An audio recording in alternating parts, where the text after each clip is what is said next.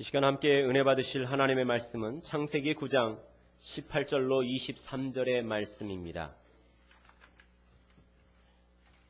창세기 9장 18절로 23절의 말씀.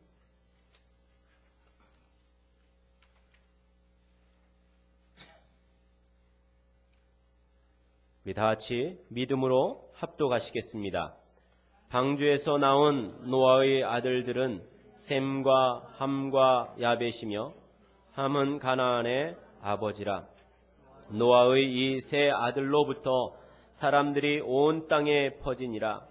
노아가 농사를 시작하여 포도나무를 심었더니 포도주를 마시고 취하여 그 장막 안에서 벌거벗은지라. 가나안의 아버지 함이 그의 아버지의 하체를 보고 밖으로 나가서 그의 두 형제에게 알림해 셈과 야벳이 옷을 가져다가 자기들의 어깨에 메고 뒷걸음쳐 들어가서 그들의 아버지의 하체를 덮었으며 그들이 얼굴을 돌이키고 그들의 아버지의 하체를 보지 아니하였더라. 아멘. 함께 봉독했던 말씀 중심으로 의인 노아가 왜? 라는 제목으로 은혜 말씀을 나누겠습니다. 우리 성경을 보면은 노아는 의인이라고 그렇게 말합니다. 당대의 의인이라. 그리고 죄가 관영했기 때문에 그 죄가 관영한 속에서도 노아는 하나님의 은혜를 입은 사람이라고.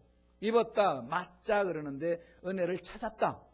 은혜 속에 잠겼다는 겁니다. 세상 사람들은 다 세상 죄악에 끌려가도 노아만큼은 은혜를 찾고 은혜 속에서 삶을 사는 사람이라고 성서는 분명히 노아의 홍수 이전에 설명해 주고 있습니다.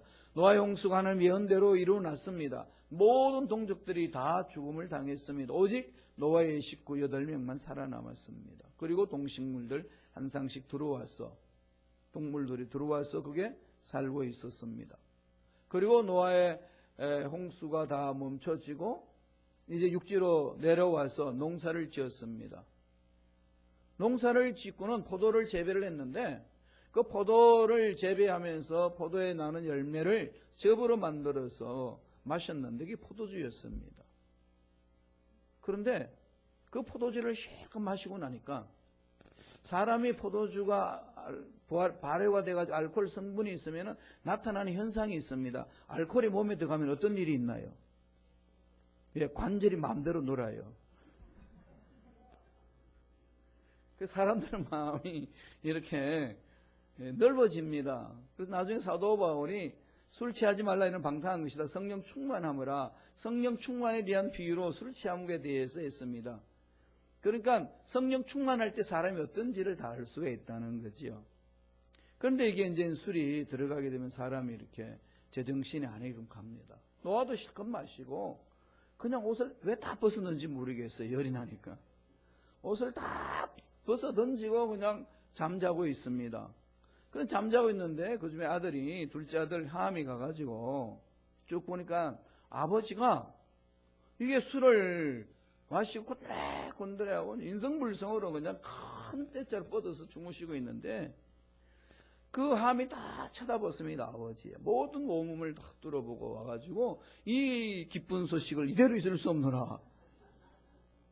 만막에 다 고했어요.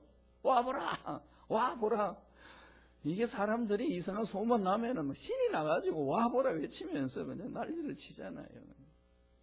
그래서 가서 셈과 야벳이 가보니까 과간입니다. 그래서 이제 얼른 그 사실을 듣고는 옷을 가지고 뒷걸음쳐서 아버지 하체를 안 보려고, 아버지 벗은 몸을 안 보려고 뒷걸음쳐서 그걸 덮어주고 나왔습니다. 그 나와서 이야기를 자초지종 다 듣습니다.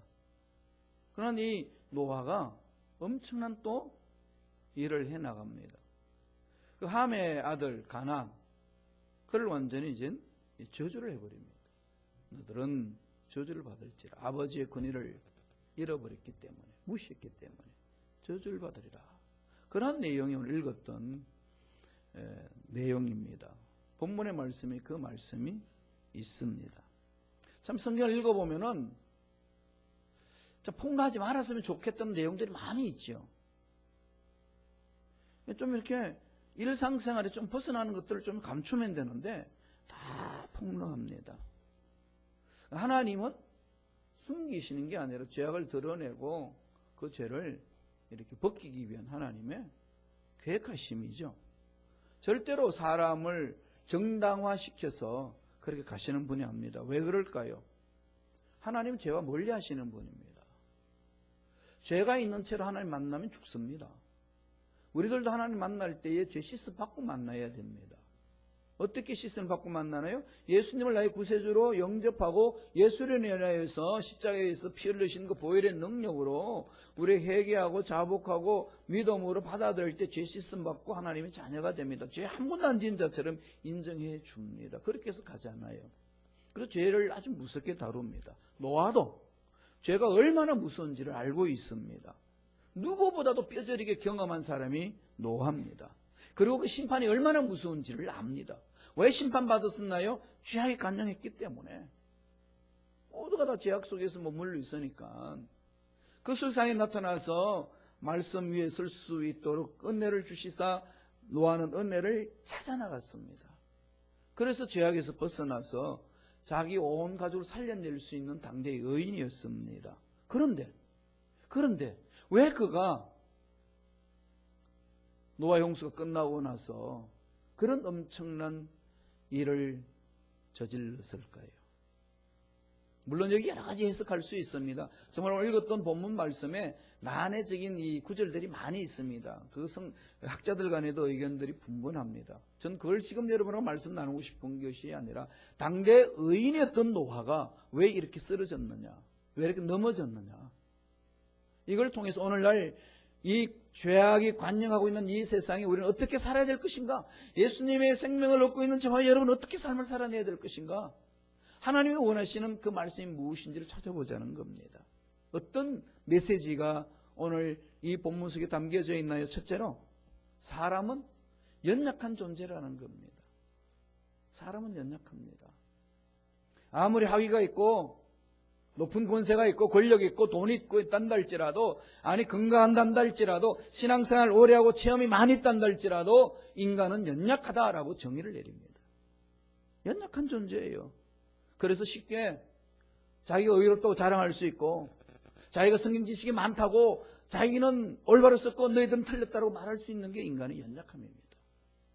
그런 게 공동체에서 빌비하게 일어나지 않습니까? 성자처럼 존경받는 사람처럼 살고 있지만 실은 넘어질 수밖에 없는 연약한 죄인이라는 것을 가르쳐 줍니다. 오늘 말씀을 한번 보면서 살펴보지요. 처참하게 무너지는 이 노아의 의인의 모습이 오늘 성경에서 본문에 정언해주고 있습니다. 창세기 9장 20절과 21절입니다. 다 같이 읽어볼까요? 노아가 농사를 시작하여 포도나무를 심었더니 포도주를 마시고 취하여 그 장막 안에서 벌거벗은지라. 이게 지금 포도나무를 심었더니 포도주를 마시고, 물론 이 창조과학자들이 이런 얘기를 많이 합니다. 그 당시 이전에 노아의 홍수 이전에는 포도주를 마셔서 취했다는 말은 없습니다. 노아의 홍수 이후부터 이게 나옵니다. 그래서 창조 질서에 노아의 홍수로 인해서 많이 왜곡되었던 그 부분들에 인해서 발효식품에 의한 나타나는 현상이 아닌가, 이렇게 풀이하시는 분들도 있습니다. 저는 포도주를 여기서 마셨어요. 한 번도 해보지 못했던 거죠. 그러니까 달콤하니까 실컷 마셨더니 거기 알코올이 있는데, 그 알코올이 어떻게 하느냐, 관절을 즐겁게 한다는 걸 몰랐습니다. 그럼 허우적거리는 거예요. 그럼 술을 많이 마신 사람들은요, 자기는 똑바로 걷는다고 이야기하죠. 그럼 왜 넘어지느냐, 땅이 일어나서 자기를 때린다고 그래요. 왜 허우적거리냐 했더니 땅이 이상해 그래요. 땅이 이상해. 이 사람들이 술을 마시면은 그런 거죠. 정말로 이게 상상할 수 없는 일을 노아가 행합니다. 이 말씀을 통해서 보는 거는 참 세상에 완전한 자는 없구나.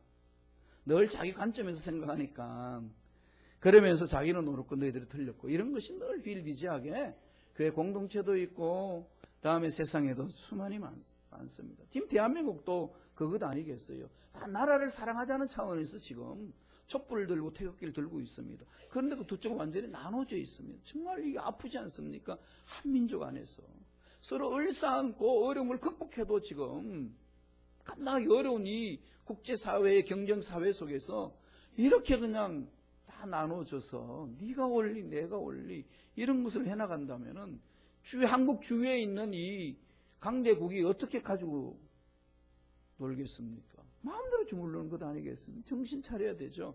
기독교인들마저도 이리 갔다 저리 갔다 이러면서 있습니다. 기도하셔야 돼요. 정말로 나를 위한 것이 무엇인지, 정말로 하나님 기뻐하시는 일이 무엇인지, 여러분 함부로 이렇게 마음을 이리 갔다 저리 갔다 하지 마시고요. 하나님이 원하시는 게 무슨 일인지를 몸부림치며 기도하셔야 됩니다. 그렇게 싹한 것들이 하나님 제거해 달라고, 올바르게 나라 살려주셔서 이 나라가 정말 아버지께서 기뻐하시는 일을 할 수 있도록. 물론 정치인들 칼라가 있습니다. 물론 성도들 중에도 수많은 정치 칼라가 있습니다. 여러분 어디다가 강조점을 둬야 될까요? 이런 상황에 되면 우리 목사님들이 가장 힘듭니다. 어느 편에 서야 되나요? 묻습니다. 목사님 어느 편이냐고. 나 어느 편이 돼야 될까요? 여러분 어느 편이 돼야 여러분 속 시원하겠습니까? 그럼요. 태극기 부대는 태극기가 부대에 오라 그러고 촛불 부대는 촛불 부대에 오라는 거지. 그런데 다 오느냐? 다 옳지는 않습니다. 다 틀렸냐? 다 틀린 것도 아닙니다. 각자 옳은 게 있고 각자 틀린 게 있어요. 그러면 우리 뭐 해야 되나요? 하나님 음성 듣는데 집중해야 됩니다. 하나님의 생명을 가진 자의 삶의 자세 아니겠습니까? 이때 우리가 뭘 해야 됩니까? 하나님의 음성 듣고 무릎을 꿇고 몸부림쳐야 되지 않겠습니까? 늘 거기 집중해야 됩니다. 신앙생활에 나갈 때 자기 관점으로 보기 시작하면요 다 흔들려 버립니다. 늘 하나님 관점에서. 사도 바울이요 로마 교인들에게 편지 보낼 때에 너무나도 하나님 은혜가 감격해서 한 번도 만나보지 못한 로마 교인들의 편지를 보내는데, 이미 그때 보냈을 때가요 56세 정도입니다. 54세에서 6세 정도. 63세에서 순결당했다면 사역을 마무리 짓는 단계잖아요. 29세 때 다메섹 도상에서 얼추 추론을 해보면 그때 다메섹 도상에서 주의 종으로 부르심을 입었습니다. 그리고 능력 사역을 했어요. 귀한 능력 사역을 했습니다. 모두 사도 바울 담과잖아요. 위대한 일들을 했지 않습니까? 그러한 사도 바울이 로마 교인들한테 편지 보낼 때 자기 속이 이렇다는 것을 표현하는 단어가 있습니다. 이게 로마서 7장 15절이에요. 정말로 위대한 사도가 이것을 고백합니다. 로마서 7장 15절 한번 읽어볼까요? 읽습니다. 내가 행하는 것을 내가 알지 못하노니 곧 내가 원하는 것은 행하지 아니하고 도리어 미워하는 것을 행함이라. 여러분 그런 거 체험해보지 못했습니까? 이런 거 체험 많이 하시죠? 정말 우리 체험 많이 합니다. 내가 원하는 건 행하지 않고 도리어 미워하는 짓만 한다는 거지. 은혜 체험에서 내가 그 형제 그 자매 사랑해야지 그렇게 결심해 놔놓고 막상 그 얼굴을 바라보면은 눈도 안 맞추고 이렇게 돌아가는 그런 모습이 자기한테 있다는 겁니다. 왜 이런가 이게. 미운 사람은 여전히 믿고 내가 하나님의 사랑을 체험하고 은혜를 체험했는데 왜 이럴까? 이 몸부림친 게 사도 바울의 몸부림입니다. 나중에는 로마서 7장 24절에 보면은요 공고한 사람이로다. 나는 공고한 사람이로다. 얼레치티맨 나는 불가능한 자다. 구제불능이다. 이 고백이에요. 이 사망의 몸에서 누가 나를 건져내라. 그게 로마서 7장 24절에 바울이 그냥 그렇게 자기 실존을 고백하지 않습니까? 연약하다는 거죠. 그러니까 내가 내 자신을 신뢰하지 못하면 어디로 가야 되나요? 내 관점으로 그것을 말하면은요 싸움밖에 안 일어납니다. 풀어지지 않습니다. 어디로 가야 할까요? 성령에 사로잡혀야 됩니다. 성령 안에서 하나님이 주시는 가르쳐주시는 말씀을 보여잡고 하나님이 뭐라고 말씀하시는지 목숨 걸고 달려가야 됩니다. 그리고 그 사람들이 연약하다면 그걸 끌어안고 기도해줘야 되지. 그걸 정죄해버리고 잘라버리고 이건 하나님의 사랑을 체험한 자의 모습이 아니라는 겁니다. 영적으로 깊이 체험했습니까? 체험 먼저 한 사람이 체험하지 못한 사람을 정죄하지 말고 끌어안고 기도해 주세요. 하나님 그걸 원합니다. 그렇지 않으면 사탄들이 들어와가지고 장난칩니다. 당하는 거예요. 자기 관점이 있으니까. 권사님이 한국에서 아주 신앙생활 잘하고 일찍이 남편을 여의고 두 남매를 잘 양육을 했어요. 그래서 그냥 미국으로 다 유학을 보냈습니다. 그러는 남편 남겨놓은 재산을 가지고 잘 관리해가지고 두 자녀를 잘 양육하고 예수 잘 믿게 하고 권사님도 신앙생활 잘하게 하시고 두 자녀를 미국에 보내놓았는데 들려오는 소식이 딸이 졸업을 하고 나서 미국 남자하고 결혼을 한다는 겁니다. 이 권사님이 이해가 안 되는 거죠. 야, 미국 남자하고 나하고 대화도 안 되는데 이거 그렇게 결혼해버리면은 이 애미를 어떡하란 말이냐. 그래 말리면은 헤어질까요? 안 헤어집니다. 둘이 사랑하는데. 그 미국에 와서 공부하는 그 딸이 사랑하는 미국 사람을 만났는데 미국 사람 때문에 안 된다라는 그 엄마의 말에 귀를 기울이겠습니까? 결혼했어요. 엄마 안 오시고. 그런데 이젠 아들이 한테 결혼했는데 한국 여자하고 결혼을 했어요. 너무 기쁜 거예요. 그래도 이젠 한국 며느리를 봤다는 것에 감격해 있었어요. 그러면 결혼식에는 못 오니까 네가 오면 좋겠는데 그냥 피로연에 가겠다고 해가지고 이제 갔어요. 간 김에 딸네 집에도 가보고 아들 집에도 간다. 그래서 이제 그 결혼식 다 끝마치고 돌아와 있는 사이에 내가 끝나고 나서 너희들이 신혼여행 갔다 오면 가겠다고 해가지고 나중에 갔습니다. 먼저 딸네 집에 간 거예요. 말은 안 통하지만은 미국 사회를 봤으니까 그래도 이제 애미가 된 입장에서 봐야지 하고 갔습니다. 그래서 시차도 있고 해서 피곤해가지고 잠을 일찍 주무셨는데 새벽에 일어나서 보니까 이게 부엌에서 딸그락 딸그락 소리가 납니다. 가보니까 이게 웬일입니까? 미국 사위가 나와가지고 아침밥을 준비하고 있어요.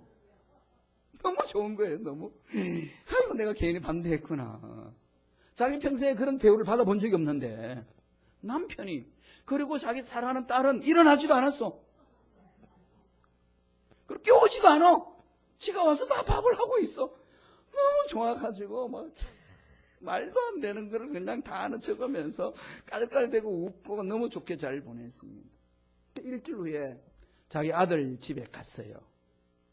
아들 집에 가서 딱 아침 새벽에 일어나서 보니까 역시 부엌에서 딸그락 딸그락 그러는데 아들 녀석이 나와가지고 부엌에서 밥을 하고 있습니다. 그런 순간에 머리 끝까지 화가 나서 이 며느리 뭐는 어디가 있냐. 이게 막 이해가 안 되는 거죠. 내가 이놈을 어떻게 키웠는데, 응? 내가 너를 어떻게 키웠는데 네가 아침마를 두르고 부엌에 들어와? 그래가지고요 일주일 있겠다 해놔놓고 이틀 만에 가버렸대요 한국으로. 똑같은 남자가 부엌에서 일했는데 왜 한쪽은 괜찮고 왜 한쪽은 안 되나요? 주여. 인간이 이렇게 연약합니다. 자기 관점에서 무엇을 보기 시작하면은요 답이 없습니다. 연약한 거예요. 어딜 가야 될까요? 하나님 무슨 귀를 기울이셔야죠. 노아를 통해서 우리 가르치는 겁니다. 너희들 다 연약한 존재다. 이걸 서로 인정해야 합니다. 두 번째 주는 교훈은 뭘까요? 한순간도 방심하지 말라는 거죠. 한순간도 생각을 엉뚱한 것에 뺏기지 않도록 하라는 겁니다. 바울은 자기 자신의 그 실존적으로 여러 가지 이 죄성 속에 있다는 사실을 깨닫고 나서 절망을 느끼잖아요. 이거 어떡하냐 이게. 언제까지 이래야 되나? 언제까지 이래야 되죠? 죽을 때까지. 육체를 입고 있는 이상은요 자기 속에 있는 이 모순 덩어리 죄성 이것을 벗어날 길이 없습니다. 아무리 금식하고 철회하고 성자가 돼도요 자기 속에 있는 모순성과 죄성은 없어지지 않습니다. 육체를 입고 있는 이상은 끝까지 가는 거예요. 그러면은 이것을 벗어버리려면 어떻게 해야 돼요? 죽어야 천국 가야 없어지는 거예요. 세상에 사는 동안 널리 있습니다. 늘 정신 차려야 되잖아요. 정신 차리면서 어떻게 정신 차리면서 살아가야 될까요? 바울이 로마서 8장 1절 2절에서 답을 던져줍니다. 한번 읽어보고 넘어가지요. 로마서 8장 1절 2절 다 같이 이렇게 했습니다. 그러므로 이제 그리스도 예수 안에 있는 자에게는 결코 정죄함이 없나니 이는 그리스도 예수 안에 있는 생명의 성령의 법이 죄와 사망의 법에서 너를 해방하였음이라. 성령에 사로잡힐 때만이 가능하다는 겁니다. 나의 체험도 아니고 나의 경험도 아니고 나의 능력도 아니고 내가 공부한 어떤 학위도 아니라 돈도 아니고 오직 성령에 사로잡힐 때만이 내 실존 속에 박혀있는 이 죄성에서 벗어날 수 있다라고 바울은 건면하고 있습니다. 성령 충만하지 않고는 안 된다는 거죠. 노아에게는 홍수 끝나고 나서요 이제는 언약이 맺어졌기 때문에, 무직 언약이 맺어졌기 때문에 평안합니다. 더 이상 이런 심판 없다고 그랬습니다. 얼마나 평안합니까? 농사도 잘 됐고 자녀도 잘 자랐고 하는 일들마다 잘 되어갔습니다. 그래서 노아는 어떻게 됐을까요?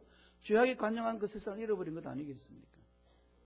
방심한 거죠. 순간적입니다. 예수 그리스도 십자가로 인하여서 하나님의 자녀가 되었습니다. 하나님 나라를 상속을 받을 수 있는, 유업을 받을 수 있는 상속자가 되었습니다. 그래도 불구하고 순간순간 넘어질 수 있다는 거예요. 그래서 방심은 금물이다 이겁니다. 여러분 잘 될 때, 일들이 잘 풀어져 나갈 때 긴장도 주지 마세요. 말씀 안에 있으세요. 늘 죄성이기 때문에 그렇습니다. 왜 주를 위해서 헌신하면서 교회 공동체에서 섬기면서 나왔는데도 불구하고, 하나님 일을 하는데도 불구하고 서로 다툼이 있고 서로 마음이 찢어지고 그렇게 아플까요?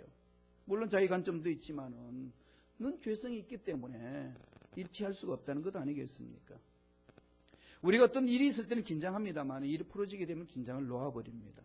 그래서 사도 바울은 고린도 교인들에게 편지하면서 고린도전서 10장 12절 뭐라고 말했는 줄 아십니까? 한번 읽어보실래요? 이건 꼭 만판에 새겨야 될 말씀입니다. 다 같이 읽습니다. 그런즉 선줄로 생각하는 자는 넘어질까 조심하라.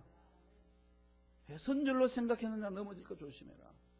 여러분 말씀 깊이 있지요? 체험했지요? 은혜 받았지요? 그건요 사람 정죄하라고 준 거 아닙니다. 품으세요. 말씀 안에 들어오지도 못하고 주정 예배도 참석 못하고 새벽 예배도 참석하지 못하고 겨우 주일날 예배 드리는데 이게 구원 받은지 안 받은지 내가 보기에는 좀 흐리멍텅하다라고 한다고 해서 그에게 찾아가서 정죄하지 말라는 겁니다. 그건 교인 삶이 아닙니다. 교인의 삶은 하나님의 사랑을 체험하고 사랑을 나누어주고 그거 올바로 설 수 있도록 중보기도 해주는 자예요. 우리가 먼저 앞섰다는 것은 뒤따라오는 사람을 세워주기 위해서 앞서는 것 하나님의 뜻입니다. 그렇지 않아요. 우리 후손들이 설 수 있도록 만들어주는 것이 지금 우리들이 할 일 아니겠습니까? 마찬가지로 신앙생활에서도 영적으로 깊이가 있는 사람은 그를 끌어안고 기도해 주는 겁니다. 잘 풀어야 돼요. 사람은 감정의 동물이기 때문에 말 한마디 한마디에서 상함을 받고 괴 떨어져 나갑니다.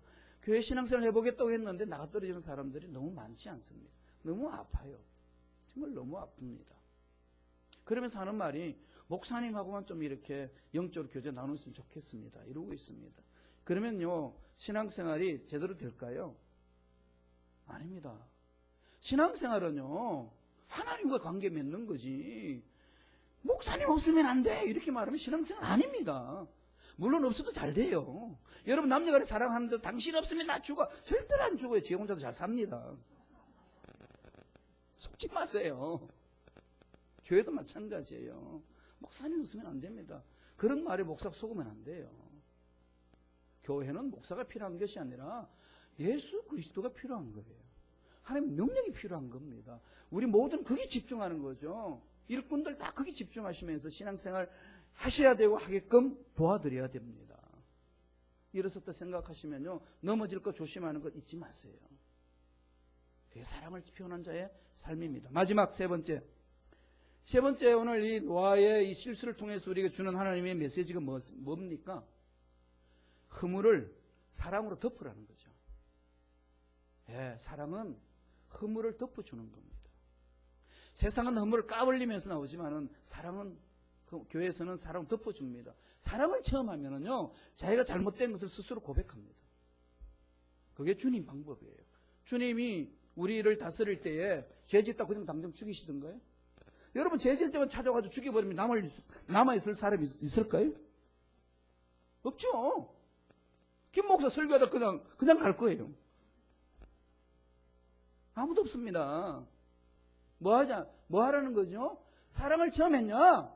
영적에서 깊이 체험했냐? 그러면 그 사랑을 네가 맛봤으니까 사랑해줘. 그냥 사랑은 넘는 거다. 그러면 그가 사랑을 입으면 어떻게 될까요? 토해냅니다. 사랑을 듬뿍 체험했는데 속의 끝을 토해내지 않는 사람 보셨나요? 아닙니다. 남녀간에 뜨거운 사랑이 있으면은요 자기 속의 아픔을 다 토해내잖아요. 하나님과 나의 관계도 그렇고 우리 신앙생활도 그렇습니다. 덮으셔야 돼요. 오늘 노아로 돌아가서 볼까요? 창세기 9장 22절 한번 보겠습니다. 다 같이 한 목소리 읽습니다. 가나안의 아버지 함이 그의 아버지의 하체를 보고 밖으로 나가서 그의 두 형제가 알림에 함이 아버지 하체를 보고 나가가지고 두 형제에게 복된 소식이라고 전합니다. 가슴 안고 있지를 못하는 거지.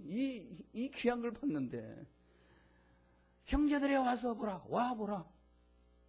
이 와보라가 하나님 은혜 감격해서 은혜 속에 체험하도록 해야 됐는데, 교회에 무슨 좀 아픈 일이 있으면은 그게 왜 동네방네 잘 퍼지는지 몰라요.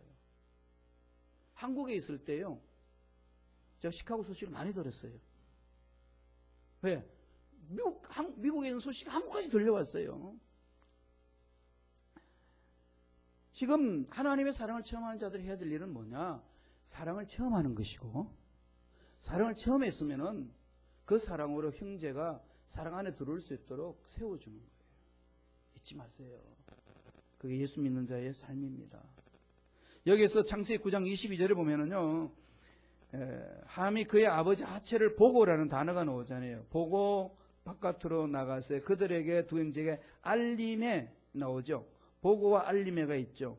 아버지 하체를 보았다. 이 단어 히브리어로는 라하.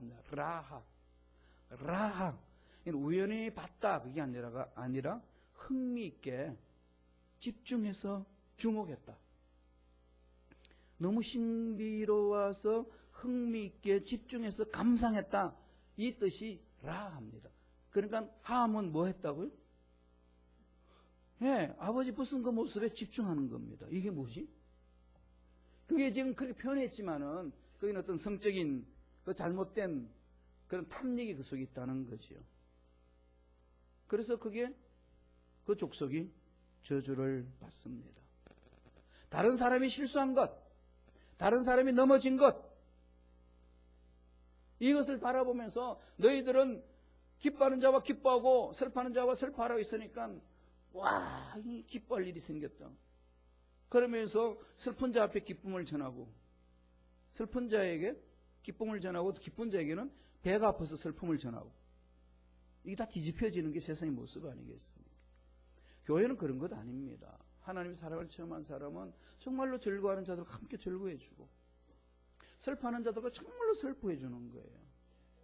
그리고 교회에 오면은 죄 지은 죄악들을 그냥 이렇게 얼굴 높이 들고 볼 수도 없는데 그 사랑을 품어주니까 결심하는 거예요. 똑같은 죄를 내가 범하지 말아야 되겠구나. 이렇게 하나님의 사랑이 위대하고 하나님의 능력이 어마어마한 이 은혜를 체험한 내가 이 세상 나가서 죄를 범해서 되겠냐. 이 사랑스러운 공동체 내에서 결심결단합니다. 그러나 너 죄악을 범했으니까 회개하라고 손가락질 해보세요. 네가 뭔데 나한테 그러냐. 이게 속으로 들은 거예요. 입은 안 하지만은. 이러면 관계가 다 깨지는 겁니다. 우린 자꾸 그러고 싶은 거예요. 내 관점에서. 벗어나셔야 됩니다.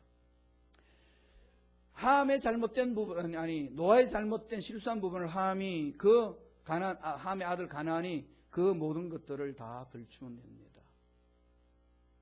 아버지와 아들이 그 일을 한 거죠. 그래서 창세기 9장 25절에 이에 이르되 가나안은 저주를 받아 그의 형제의 종들의 종이 되기를 원하노라. 이상하지 않아요? 범죄한 사람은 함인데 왜 함의 아들 가나안이 막내 아들이거든요. 함의 막내 아들이 저주를 받았을까요? 창세기 10장 6절에 보면 함의 아들은 구스와 미스라임과 붓과 가나안이요 했습니다. 가나안은 함의 아들인데 막내 아들이에요. 왜 막내 아들이 저주를 받을까요? 같이 움직이는 거죠. 아버지가 그랬어. 아버지와 함께. 아버지가 올바로 쓰지 않으면 자녀도 같이 따라갑니다. 아들 불러놔 놓고 너는 나처럼 살지 말라 그러면은 그걸 그대로 배우는 거예요.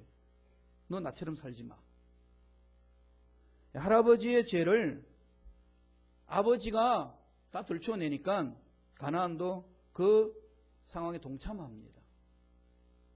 같이 연대죄를 똑같은 죄악을 범한 것에 대한 심판을 받는 것을 가르쳐 줍니다. 이게 하나의 어떤 일종의 어떤 예언적인 성격입니다만은 이 부분들을 우리가 정신 차려야 되잖아요. 그죠? 덮어라. 덮어주는 거. 엄마 아빠는 사랑으로 잘 덮는 사람이라 그러면 자녀들도요. 사랑을 더 부어서 덮습니다. 근데 참 묘한 건요. 반복적인 얘기입니다만은 사랑을 듬뿍 체험하면은요. 열려 있잖아요. 그러면 막 이렇게 풀어냅니다. 이솝우화에도 그런 내용이 나오죠. 길 가는 사람 옷을 누가 벗길 수 있느냐. 태풍하고 매서운 찬바람하고 태양하고 경쟁을 합니다. 누가 벗길까? 그 태풍이 먼저 앞서서 바람을 세게 붑니다. 찬바람을 붑니다. 그러면 옷을 입었던 사람은 옷을 벗는 게 아니라 벗기는 게 아니라 더 끼어 입습니다. 실패했어요. 그래서 그때 태양이 짠하고 나타납니다. 태양은 아무것도 안 합니다. 그냥 태양 빛만 내려쬐입니다. 그랬더니 어떻게 하죠? 더워서 벗으라 말라 할 필요도 없이 지가 다 벗어버립니다. 신앙생활에 우리 신앙생활에 하나님 사랑을 체험한 자의 삶의 자세 아니겠습니까? 함과 다르게 셈과 야벳은 어떻게 했습니까? 읽어볼까요? 창세기 9장 23절 다 같이 한 목소리 읽습니다. 셈과 야벳이 옷을 가져다가 자기들의 어깨에 메고 뒷걸음쳐 들어가 그들의 아버지 하체를 덮었으며 그들이 얼굴을 돌이키고 그들의 아버지 하체를 보지 아니하였더라. 어깨에 메고 덮었다. 어깨에 메었다는 것은 뭘까요? 어떤 봉쇄 주는 거잖아요. 섬기는 자세 아니겠습니까? 아버지 실수 와중에도 아버지를 끌어안습니다. 그 권위를 존중합니다. 그 권위를 세워줍니다. 깔가뭉태지 않습니다. 함처럼. 다른 거죠. 아버지의 실수, 어머니의 실수, 아내의 실수, 남편의 실수, 자식들의 실수, 이웃 사람들의 실수에 대해서 어떤 자세를 취하라고 오늘 성서는 가르치나요? 덮으라는 겁니다. 뭘로? 사랑으로. 사랑으로 덮으면 죄악은 벗겨집니다. 사랑의 힘은 강합니다. 사랑 안에는 정의가 있습니다. 아시나요? 사랑은 불의와 함께하지 않습니다. 덮으면 불의는 벗겨져 나갑니다. 그게 사랑의 능력입니다. 그래서 베드로전서 4장 8절에 베드로가 이렇게 건면합니다. 다 같이 한번 읽어볼까요? 한 목소리 천천히 읽겠습니다. 무엇보다도 뜨겁게 서로 사랑할지니 사랑은 허다한 죄를 덮느니라. 그런 죄를 덮어서 죄악 끌어안고 간다. 그러면 죄악 속에 문제를 일까? 그게 아닙니다. 죄악을 쫓아내버립니다. 왜? 사랑 안에 정의가 있기 때문에 그래요. 사랑은 공의와 있습니다. 사랑은 절대로 불의와 함께 기뻐하지 아니하는 것이라고 고린도전서 13장의 사랑이 무엇인지를 설명해 주고 있습니다. 사랑은 불의를 품지 않습니다. 사랑은 정의를 품습니다. 사랑은 공의롭습니다. 그래서 사랑을 품어보세요. 그 사람 속에 있는 죄악은 벗겨진다는 것. 오늘 성서는 가르쳐주는 것 아니겠습니까? 노아를 통해서 하나님 오늘 우리에게 말씀하고 있습니다. 하나님의 사랑을 체험한 너희들 공동체 일꾼들 바라보면서 손가락질하면서 딱 쫓아다니면서 정죄하려고 하지 말고 품어라. 용납하라. 용서하라. 사랑을 듬뿍 채워줘라. 그 사랑의 죄악을 벗겨내리라. 그런 은혜가 있기를 바랍니다. 우리는 그렇게 가야 돼요. 사랑을 체험하도록 만들어줘야 됩니다. 그러면 사랑의 힘은 죄악을 벗기게 만듭니다. 그리고 늘 사랑 체험한 저 여러분은 방심해서도 안 되고 늘 연약하다는 것을 늘 우리 마음판에 새기면서 하나님의 사랑의 힘으로 이 척박한 이민생활에서 서로 용기 주고 서로 위로하고 사랑의 공동체로 만들어가며 하나님의 일을 감당하는 저와 여러분 되시길 간절히 축원합니다. 기도하겠습니다. 하나님 아버지 감사합니다. 오늘도 우리에게 성령으로 함께하여 주셔서 하나님 말씀 안에 우리 마음을 내려놓고 하나님의 음성을 들을 수 있도록 축복해 주시니 감사합니다.